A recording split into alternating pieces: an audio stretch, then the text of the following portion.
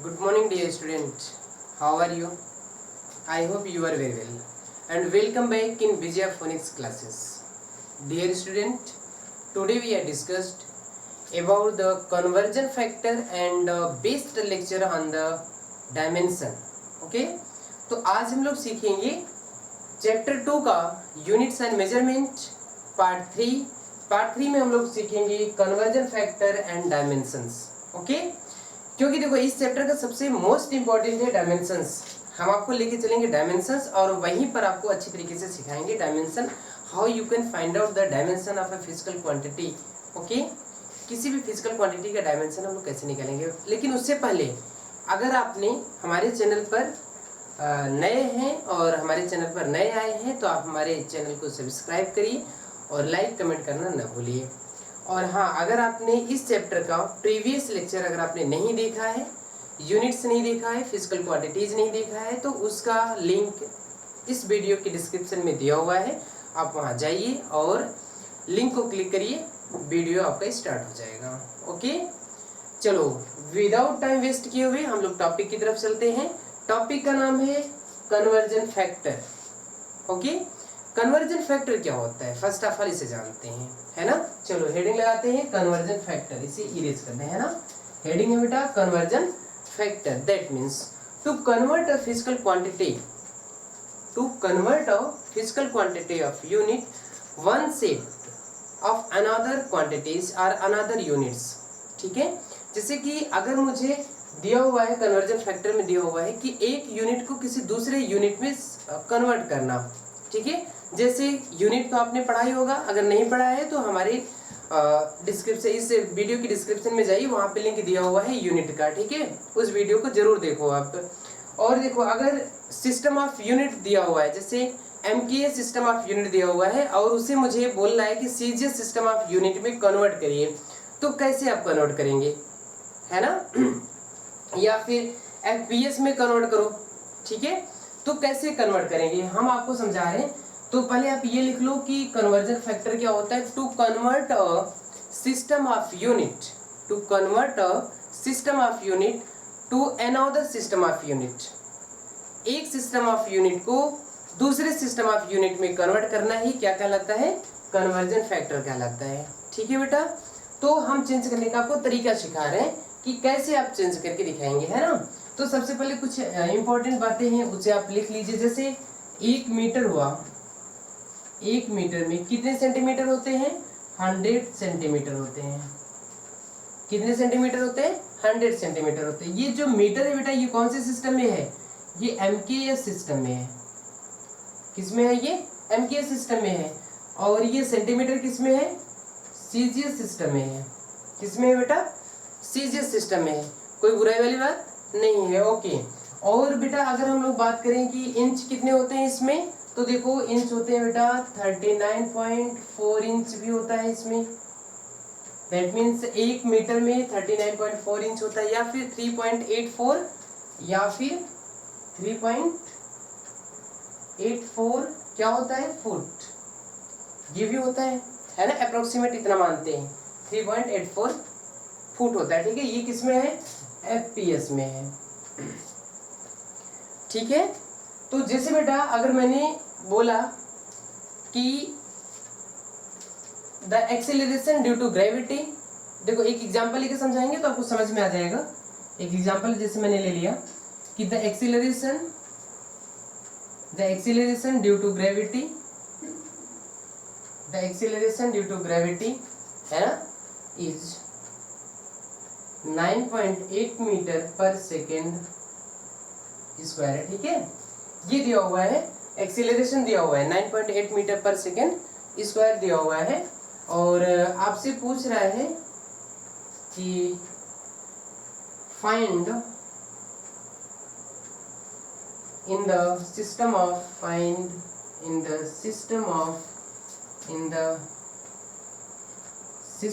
Of FPS.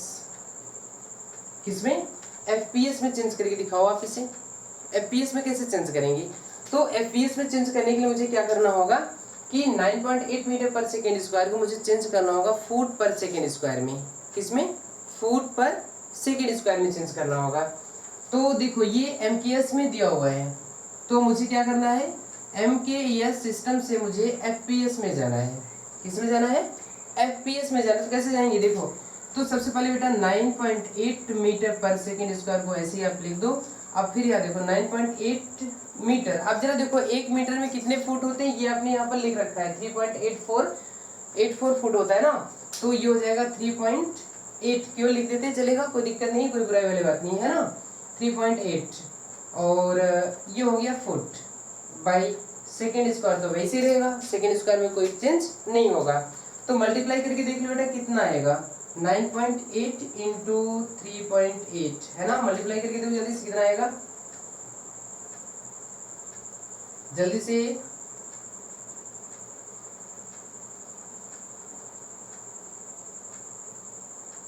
ये आ जाएगा करीब 37.24, कितना आ जाएगा 37.24, तो ये आ जाएगा बेटा 37.24 फुट पर सेकेंड स्क्वायर। ठीक, अप्रोक्सीमेट में आएगा क्योंकि ये वैल्यू अप्रोक्सीमेट में लिखा हुआ है, ठीक है, तो ये भी किस में आएगा, अप्रोक्सीमेट में आएगा। बात समझ में आ रही है आपको, इस तरह से हम लोग चेंज करते हैं। चलो एक और भी आपको देखिए सॉल्व करते हैं और आपको बताते हैं ये कैसे सॉल्व किया जाएगा, ठीक है। इसे इरेज करो जल्दी से, अगर आपने नोट नहीं किया तो आप इसे नोट कर लीजिए, और नहीं तो फिर हम इसको इरेज करते हैं ना। जल्दी से नोट करिए इसको।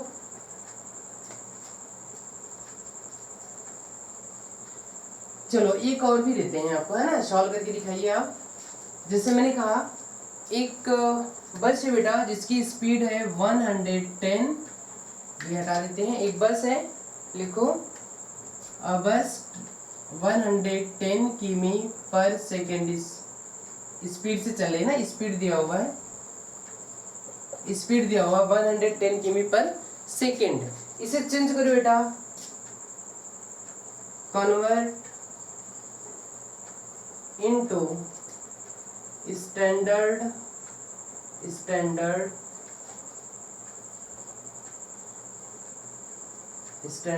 SI unit.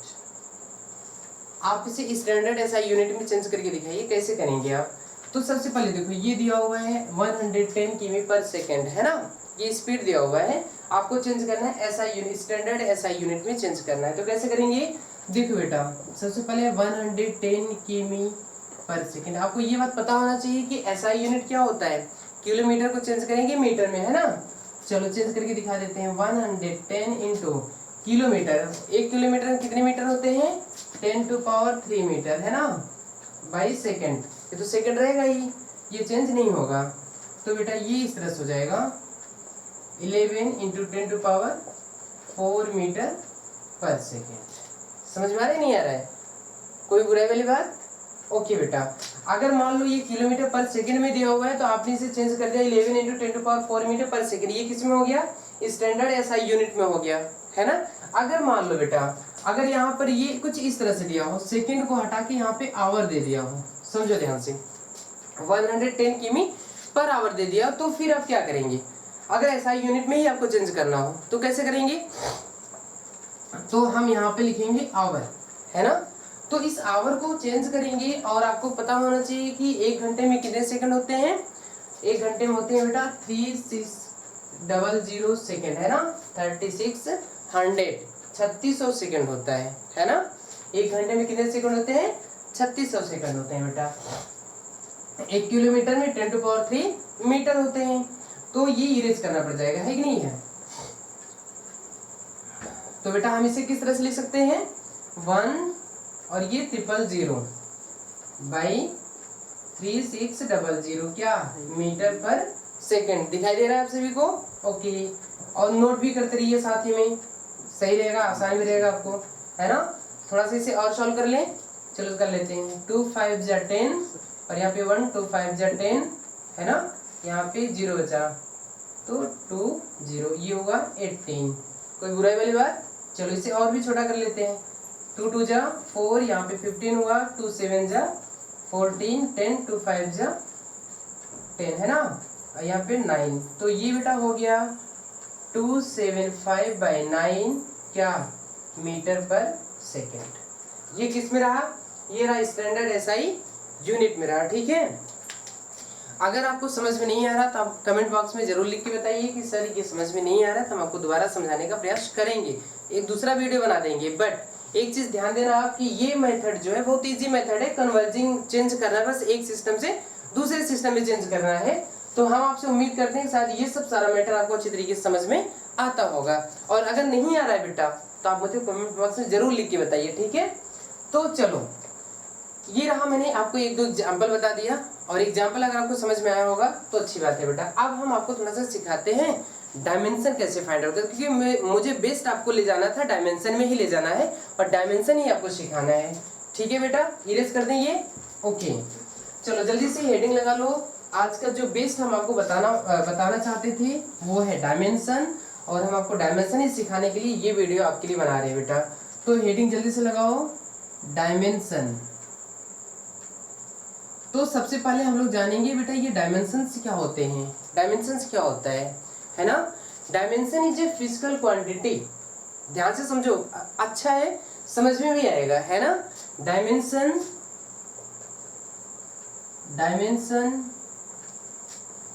Is a physical quantity of power. Dimension is a physical quantity of powers to which base quantity are raised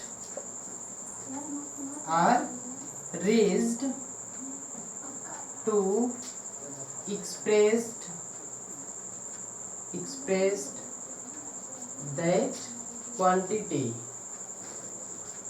ध्यान से समझो कि डायमेंशन जो है एक फिजिकल क्वांटिटी का पावर है।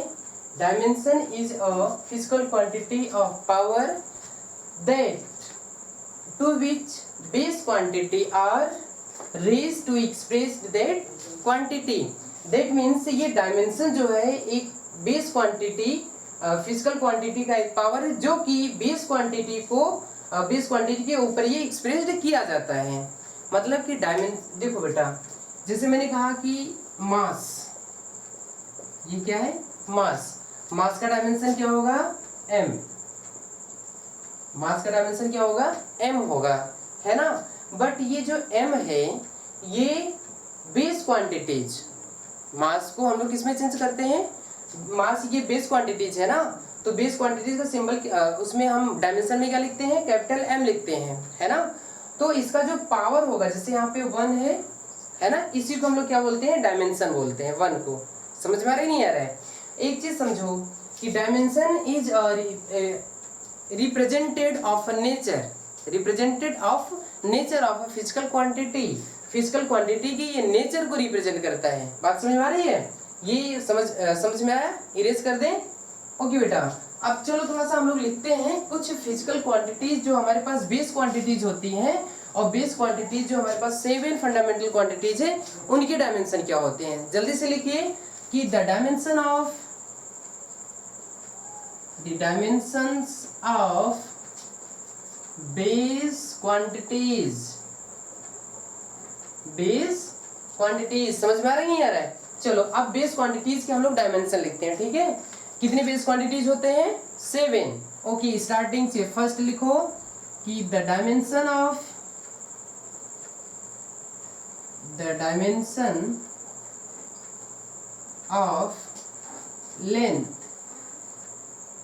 लेंथ का डायमेंशन क्या होगा,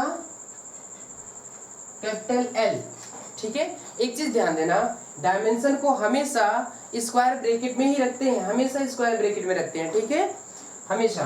दूसरा लिखो बेटा, द डायमेंशन ऑफ मास क्या होगा, m। The dimension of mass क्या होगा, m। तीसरा लिखो, द डायमेंशन ऑफ टाइम क्या होगा, t। The dimension of time क्या होगा t। अगला लिखो बेटा द डायमेंशन ऑफ करेंट क्या होगा a। The dimension of current क्या होगा a। नेक्स्ट लिखो the dimension of luminous intensity। luminous intensity क्या होगा बेटा, luminous intensity का कैडिला होता है और कैडिला का होता है CD। क्या होता है CD। और लिखो बेटा 6 में द डायमेंशन ऑफ थर्मोडायनेमिक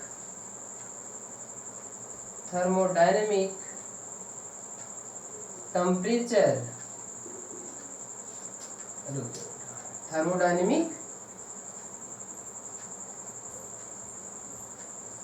इसका क्या होगा केल्विन। इसका क्या होगा केल्विन। उसके बाद बेटा लास्टली हम यहाँ पर लिख दें, आपको दिखाई देगा कि नहीं देगा सबसे लास्ट में, चलो लिख के देखते हैं, अगर दिखाई देगा तो अच्छी बात, नहीं तो हम वहां पर भी बता देंगे, है ना। The dimension of amount of substances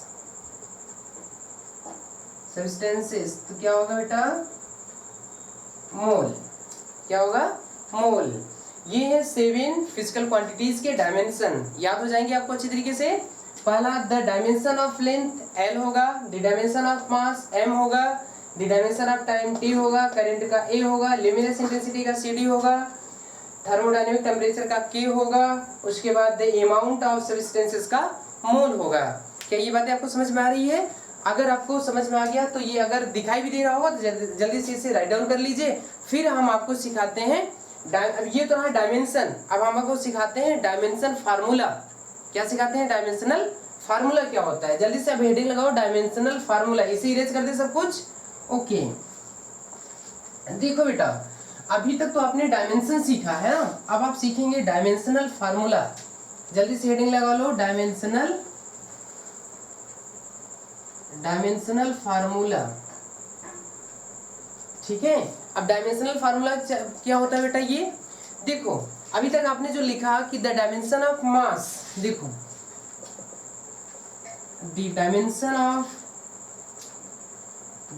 of mass कैसे लिखते हैं आप, इस तरह से, है ना। बट अगर मैंने बोल दिया आपको कि लिखो आप डायमेंशनल फार्मूला ऑफ मास, मैंने आपसे बोला लिखो डायमेंशनल फार्मूला ऑफ मास, क्या होगा? तो बेटा ये हो जाएगा MLT, M पर 1 0 0। ये क्या है? ये है डायमेंशनल फार्मूला। दैट मीन्स जिसमें M भी रहेगा, L भी रहेगा और T भी रहेगा। समझ में आ रहा है नहीं आ रहा है? दैट मीन्स हमें से रिप्रेजेंट करना होता है बेटा कि हाउ एंड विच, कैसे और कितना ज्यादा, है कि नहीं। हम फिजिकल क्वांटिटीज को रिप्रेजेंट कर सकते हैं, है ना, डायमेंशन के फॉर्म में। तो ये देखो डायमेंशन मैंने डायमेंशनल फार्मूला ऑफ मास में लिखा हुआ है MLT, बट M का पावर कितना था? 1 था। रियल में तो यही होता है डायमेंशन इसका, बट L एंड T इसका पावर 0 था। आपको पता है अच्छी तरीके से कि 0 है तो उसका वैल्यू 1 हो जाएगा, है ना। अभी आगे भी बताते हैं आपको कि एक्सपोनेंशियल फंक्शन, ट्रिग्नोमेट्री फंक्शन और अरिथमेटिकल फंक्शन वगैरह की क्या होते हैं डायमेंशन, है ना। सब कुछ सिखाएंगे आपको आसानी से। अब चलो देखो बेटा एक और भी आपसे पूछे, जैसे बताओ डायमेंशनल फार्मूला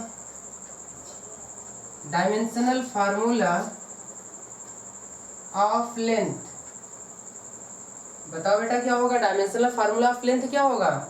ये हो जाएगा MLT, तो M पे 0 हो जाएगा, L का 1 हो जाएगा, T पे 0 हो जाएगा। समझ में आ रहा है नहीं आ रहा है? अच्छी तरीके से समझ में आ रहा है ना। ओके बेटा ये रहा डायमेंशनल फार्मूला। बट अब हम आपको सिखाते हैं, जल्दी से हेडिंग लगा लो, डायमेंशनल इक्वेशन। क्या सब में थोड़ा सा डिफरेंस समझ में आ रहा है नहीं आ रहा है? डायमेंशन, अब जैसे मैंने बोला कि मास का डायमेंशन बताओ, आप केवल M बोलोगे, मास का डायमेंशन केवल M बोलोगे। लेकिन अगर मैंने बोला कि नहीं मास का आप डायमेंशनल फार्मूला बताओ क्या होगा, तो आप इस तरह से लिखोगे MLT। बट m का पावर 1 होगा, l एंड t का पावर क्या होगा 0 होगा। कोई बुराई वाली बात नहीं है बेटा। ओके, इरेज कर दें ये सब कुछ, ठीक है बेटा। अब देखो जरा, अब जल्दी से हेडिंग लगाओ, जल्दी से सब लोग हेडिंग लगाओ बेटा। सॉरी, हेडिंग लगाएंगे हम लोग डायमेंशनल इक्वेशन। क्या लगाएंगे? डायमेंशनल इक्वेशन बेटा। जल्दी से सब लोग लगाओ हेडिंग डायमेंशनल इक्वेशन और लिखो यहाँ पर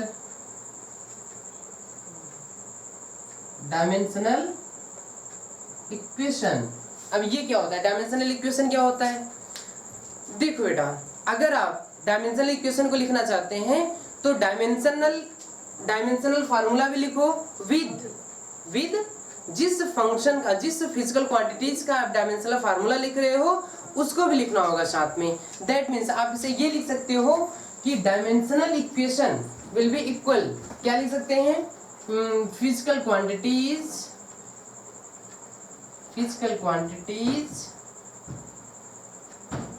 इक्वल, ब्रैकेट में लिख दो बेटा डायमेंशनल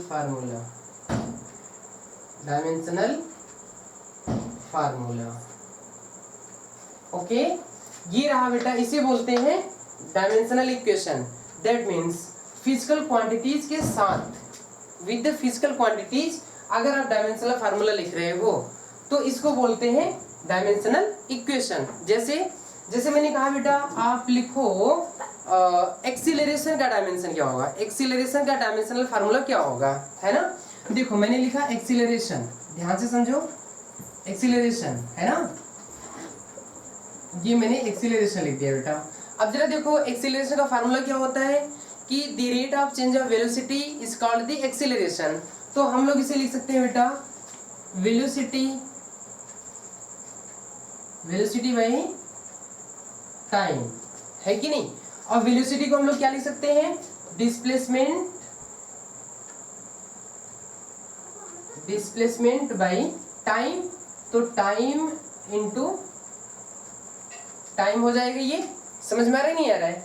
तो देखो यहाँ पर ये हो जाएगा displacement by time into time. तो डिस्प्लेसमेंट का यूनिट मतलब कि ये डिस्टेंस है, तो डिस्टेंस का यूनिट क्या होता है? अभी आपने लेंथ का यूनिट बताया है, सॉरी लेंथ का आपने डायमेंशन बताया है। लेंथ का डायमेंशन क्या होता है? L। तो ये हो जाएगा बेटा L by time into time. Time का क्या होगा डायमेंशन? ये हो जाएगा T और इनटू T बेटा, ये हो जाएगा L बाई T स्क्वायर, है ना। इसको ऊपर लेके जाइए, ये हो जाएगा LT पावर -2। ये रहा बेटा फोर्स का डायमेंशन। ये डायमेंशनल फार्मूला नहीं है, हाँ। लेकिन अगर सॉरी ये फोर्स का नहीं है, सॉरी ये एक्सीलरेशन का है। एक्सीलरेशन का ये है डायमेंशन, है ना। लेकिन अगर एक्सीलरेशन का मुझे डायमेंशनल फार्मूला लिखना हो तो हम कैसे लिखेंगे? ये हो जाएगा बेटा m0 L1t-2। ये है डायमेंशनल फार्मूला ऑफ एक्सीलरेशन। तो यहाँ पर लिख देते हैं डायमेंशनल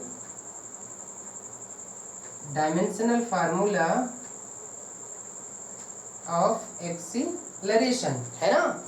ये एक्सीलरेशन का डायमेंशनल फार्मूला है। अगर हम इसी एक्सीलरेशन के डायमेंशनल फार्मूला के साथ अगर हम एक्सीलरेशन भी लिखते हैं, जैसे मैंने यहाँ पे लिख दिया बेटा A will be equal to mLt-2। बेटा इसको हम क्या बोलते हैं? यहाँ से यहाँ तक का इसको बोलते हैं डायमेंशनल इक्वेशन। क्या बात है, आपको समझ में आ रही है?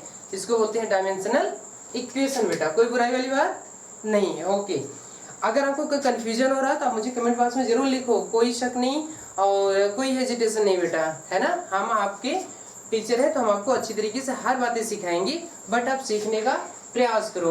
अब वीडियो को आप लास्ट तक देखते रहो बेटा। समझ में आ रहा है ये हम लोग कैसे डायमेंशन निकालते हैं, कैसे डायमेंशनल फार्मूला निकालते हैं और कैसे हम लोग डायमेंशनल इक्वेशन निकालते हैं। चलो तीनों एक जगह लिखते हैं, अब तीनों आपको समझाते हैं क्या होता है। इरेज कर दें ये सब कुछ। ओके बेटा, अब देखो हम एक समरी आपको सिखा रहे हैं कि डायमेंशनल फार्मूला और डायमेंशनल इक्वेशन क्या होता है। एक समरी सीख लो जल्दी से, आपको समझ में आ जाएगा, है ना। देखो जैसे मैंने लिखा, ध्यान से समझो। फर्स्ट मैंने लिखा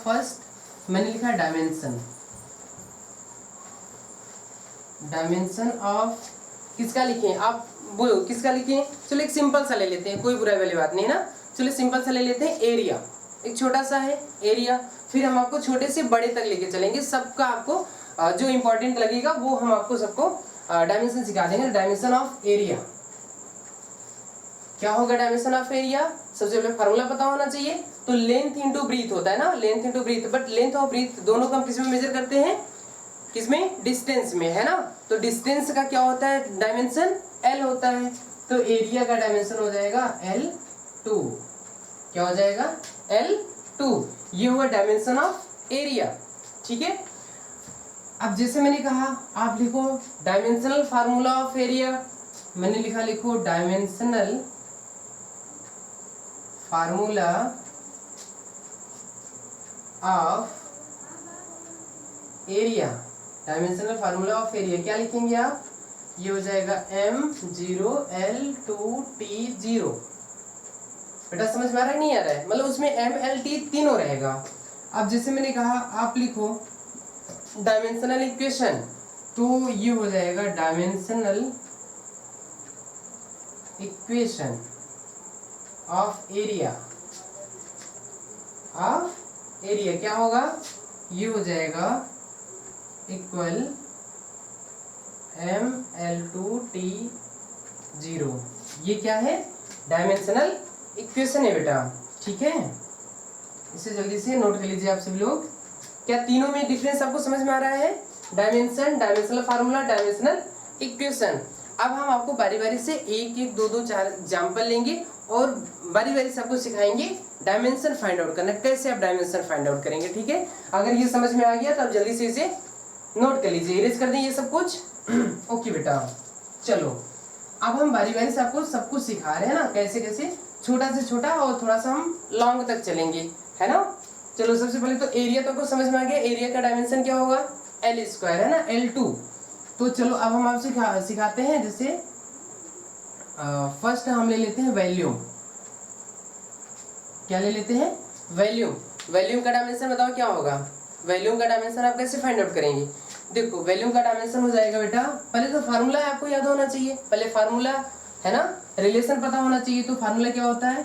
L into B into H, है ना, लेंथ ब्रीथ इंटू हाइट, यही होता है। बट तीनों का किस में मेजरमेंट करते हो? मीटर मीटर मीटर, करते हो नहीं करते हो? तीनों का यूनिट क्या होता है? मीटर ही होता है। तो अगर यूनिट मीटर होता है तो आप जरा सोच के बताओ कि लेंथ वगैरह का या डिस्टेंस का डायमेंशन क्या होता है? L ही होता है। तो हम इसे ऐसे लिख सकते हैं क्या? L L L, इसे आप लिख सकते हो L क्यूब, L3 लिख सकते हो L क्यूब। ये किसका फार्मूला है? ये है डायमेंशन ऑफ वॉल्यूम। क्या है बेटा? ये डायमेंशन ऑफ वॉल्यूम, ठीक है। अब मैंने ले लिया, जैसे अब छोटा सा और आगे बढ़ते हैं, डेंसिटी ले लेते हैं, ठीक है, मास डेंसिटी। चलो मैंने दूसरा ले लिया मास डेंसिटी। मास डेंसिटी का फार्मूला क्या होता है? Mass by volume, mass by volume होता है ना। जरा बताओ मास का क्या होता है डायमेंशन? मास का डायमेंशन होता है केवल और केवल m होता है ना। मास का डायमेंशन क्या होता है? m। तो ये हो जाएगा m, और वॉल्यूम का डायमेंशन देखो यहाँ पे लिखा है आपने L क्यूब, तो ये हो जाएगा ML-3, क्योंकि ऊपर जाएगा तो साइन चेंज हो जाएगा, है या नहीं, पावर का साइन चेंज हो गया, तो ये हो गया ML⁻³ या ML-3 बोला जाता है इसको, ML-3। ये हुआ डायमेंशन ऑफ मास डेंसिटी, ठीक है। अब हम आपको सिखाते हैं how you can find out the dimension of velocity. किसका? वेलोसिटी का। चलो तीसरा लिखो यहाँ पर, वेलोसिटी का डायमेंशन क्या होगा? वेलोसिटी का लिखो या फिर स्पीड का लिखो, कोई दिक्कत नहीं है। जो स्पीड का होगा वही वेलोसिटी का भी होगा, ठीक है, डायमेंशन दोनों का सेम होगा। तो फार्मूला क्या होता है? डिस्प्लेसमेंट या डिस्टेंस, है ना, डिस्प्लेसमेंट बाई टाइम, यही फार्मूला होता है, या फिर डिस्टेंस बाई टाइम होता है। तो डिस्प्लेसमेंट का क्या होगा? डिस्प्लेसमेंट ये लेंथ है ना बेटा, तो लेंथ को किस में मेजर करते हैं? L में। और टाइम को टी में, तो इसको ऊपर ले जाएंगे बेटा, तो ये हो जाएगा L T inverse, L T inverse. ये किसका डायमेंशन है, वेलोसिटी या स्पीड का है। ठीक है, चलो फोर्थ नंबर ले लेते हैं, एक छोटा छोटा लेते हैं, आपको सिखा रहे हैं अभी कैसे हम लोग फाइंड आउट करेंगे, है ना। अगर आप इसे स्टार्टिंग से ही देखोगे तो आपको अच्छे से समझ में आएगा। चलो वेलोसिटी का हो गया, अब ले लेते हैं एक्सीलरेशन का। किसका ले लेते हैं, एक्सीलरेशन का। चलो यहाँ पे लिखो एक्सीलरेशन, एक्सीलरेशन का फार्मूला बताओ जल्दी से। एक्सीलरेशन का फार्मूला क्या होता है, the rate of change of velocity, the rate of change of velocity. तो क्या हम यहाँ पे इसको ऐसे लिख सकते हैं, वेलोसिटी बाई टाइम। तो वेलोसिटी बाई टाइम, वेलोसिटी का डायमेंशन लिखो यहाँ पर, dimension of velocity, dimension of velocity है एल टी इनवर्स, है ना, और टाइम का क्या है, टी। अब जरा देखो इसको ऊपर लेके जाओ तो ये हो जाएगा L T inverse into T inverse. अब देखो जरा ये क्वांटिटी सेम है तो ये आपस में क्या हो जाएगा, जुड़ जाएगा ना, पावर t माइनस टू। ये है डायमेंशन ऑफ एक्सीलरेशन। बात समझ में आ रही है, एल टी इनवर्स। चलो अब हम ले लेते हैं फिफ्थ में, थोड़ा सा हार्ड की तरफ चल रहे हैं धीरे धीरे। अब ले लेते हैं फोर्स। क्या लेते हैं, फोर्स। अब जरा चेक करके बताओ फोर्स का डायमेंशन क्या होगा। तो फोर्स का डायमेंशन निकालने के लिए मुझे फार्मूला पता होना चाहिए। फार्मूला क्या होता है, acceleration into m into a होता है ना, mass. Force equal to f equal to M A होता है, तो मास इंटू एक्सीलरेशन। अब जरा देखो एक्सीलरेशन का डायमेंशन क्या है, L T power L T minus to, तो ये हो गया L T minus two into mass का डायमेंशन क्या होगा, एम। ठीक है, तो इसका डायमेंशन हो जाएगा बेटा M L T minus two. ये किसका डायमेंशन है, फोर्स का। F equal to M A होता है, तो m क्या है, मास है, a क्या है, एक्सीलरेशन है। तो अभी आपने देखो एक्सीलरेशन का क्या निकाला है, एल टी माइनस टू, है ना। जब ये एल टी माइनस टू हुआ तो यहाँ पे मैंने एल टी माइनस टू रख दिया, मास का m होता है तो m L T minus to हो गया। ये किसका है, फोर्स का है। ठीक है, इसे इरेज कर दे और आपको बताएं कई सारे फार्मूले और भी सिखाते हैं आपको, है ना। चलो इरेज कर दे सबको, ये आपने राइट डाउन कर लिया। ओके, अब जरा देखो ये तो रहा फोर्स का, है ना। अब थोड़ा सा हम लोग चलते हैं हार्ड की तरफ, थोड़ा बहुत हार्ड की तरफ भी चलें। चलो हम ले लेते हैं वर्क। क्या लेते हैं, वर्क। तो एक चीज ध्यान देना, जो डायमेंशन वर्क का होगा वही एनर्जी का होगा और वही किसका होगा, टॉर्क का होगा ना। तो चलो सबसे पहले हम लोग ले लेते हैं वर्क का। चलो वर्क का डायमेंशन जल्दी से बताओ। तो डायमेंशन निकालने के लिए मुझे फार्मूला पता होना चाहिए। वर्क इक्वल टू क्या होता है, f into D, that means force into distance, force into distance. अब जरा देखो फोर्स का डायमेंशन क्या होता है, अभी अभी आपने निकाला है ना कॉपी में, जल्दी से देखो फोर्स का डायमेंशन क्या लिखा है। फोर्स का डायमेंशन आपने लिखा है M L T minus two. क्या बातें सही कर रहे हैं, यही लिखा होगा क्योंकि ये एक्सीलरेशन का है और ये मास का है, तो मास इंटू एक्सीलरेशन फोर्स का हो गया। डिस्टेंस का क्या होता है बेटा, डिस्टेंस का होता है एल। तो अगर ये मल्टीप्लाई कराएंगे तो ये बन जाएगा M L two T minus two, है ना, M L two T minus two. अब जरा ध्यान देना बेटा, ये जो डायमेंशन है ना ये एनर्जी का भी है। एनर्जी, कोई भी energy, kinetic energy, potential energy, है ना, कोई भी एनर्जी आप ले लेंगे तो डायमेंशन वही होगा, एनर्जी का भी है। ये टॉर्क का भी है, टॉर्क का भी यही है बेटा। क्यों, क्योंकि टॉर्क इक्वल टू क्या होता है, f into d, force into displacement या force into distance, force into displacement. तो देखो टॉर्क अगर फोर्स इंटू डिस्प्लेसमेंट होगा तो सेम दैट यही आएगा ना, M L square T minus two, यही आएगा। ओके, तो हम यहाँ पे लिख सकते हैं ना कि इसका दोनों का वर्क, एनर्जी एंड टॉर्क तीनों का डायमेंशन क्या होगा, M L two T minus two. Okay, अब हम किसकी तरफ चलते हैं, मोमेंटम की तरफ। ए मोमेंटम का बताओ क्या होगा, मोमेंटम जल्दी से। अभी मैंने आपको केवल सिंपल सिंपल सिखा रहे हैं बेटा सॉरी। और जैसे जैसे आप चैप्टर वाइज पढ़ते जाओगे ना तो हर एक चैप्टर में जो जितने भी फार्मूले, जितने भी फिजिकल क्वांटिटीज आपको मिले सबका डायमेंशन निकालो, सबका डायमेंशन निकालो, है ना। जैसे आप आगे बढ़ते जाओगे तो आपको स्टीफन कांस्टेंट मिलेगा, बोल्ट्जमैन कांस्टेंट मिलेगा, वेन कांस्टेंट मिलेगा, है ना, और उसके बाद प्लैंक्स कांस्टेंट मिलेगा, है ना, उसके बाद वेलोसिटी ग्रेडियंट मिलेगा, पावर ग्रेडियंट मिलेगा, एनर्जी ग्रेडियंट मिलेगा, प्रेशर ग्रेडियंट मिलेगा, ये सब कुछ आपको मिलता रहेगा। सबका डायमेंशन आप निकालो, समझ में आ रहा नहीं। और सबका डायमेंशन निकालने के लिए आपको क्या करना पड़ेगा, उसका फार्मूला आपको जानना जरूरी है। और फार्मूला जानने के साथ साथ उसमें जितनी भी बेस क्वांटिटीज होती हैं सबका डायमेंशन आप निकालते रहना, ठीक है बेटा, कोई बुराई वाली बात नहीं है। ओके, तो मोमेंटम का निकाल लो, क्या होता है formula, m into V, mass into velocity, यही होता है। तो क्या आप निकाल सकते हो, ये total mass into velocity, m into V momentum का। तो जरा देखो मास का क्या होगा, m ही होगा डायमेंशन, वेलोसिटी का क्या होगा lt इनवर्स, lt इनवर्स, तो ये हो जाएगा mlt इनवर्स बेटा, कोई बुराई वाली बात नहीं है। एक चीज और भी ध्यान देना, जैसे ट्रिग्नोमेट्री फंक्शन होता है, एक्सपोनेंशियल फंक्शन होता है, और कोई भी अरिथमेटिकल फंक्शन अगर है बेटा तो उन सब का कोई भी डायमेंशन नहीं होता है। जैसे अगर हम आपसे कोई भी कांस्टेंट ले लें, जैसे मैंने बोला कि 2 पाई का बताओ, 2 पाई का डायमेंशन क्या होगा, कोई डायमेंशन नहीं होता है, डायमेंशन लेस होता है, ठीक है बेटा, ये डायमेंशन लेस होता है।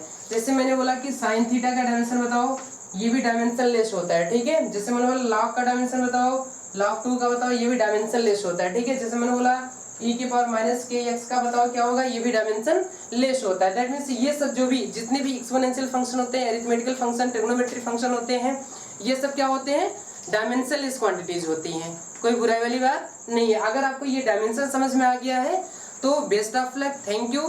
और नेक्स्ट वीडियो जो हम आपको बताने जाएंगे वो होगा डायमेंशन का एप्लीकेशन, हम आपको एप्लीकेशन सिखाएंगे। Okay, best of luck, thank you.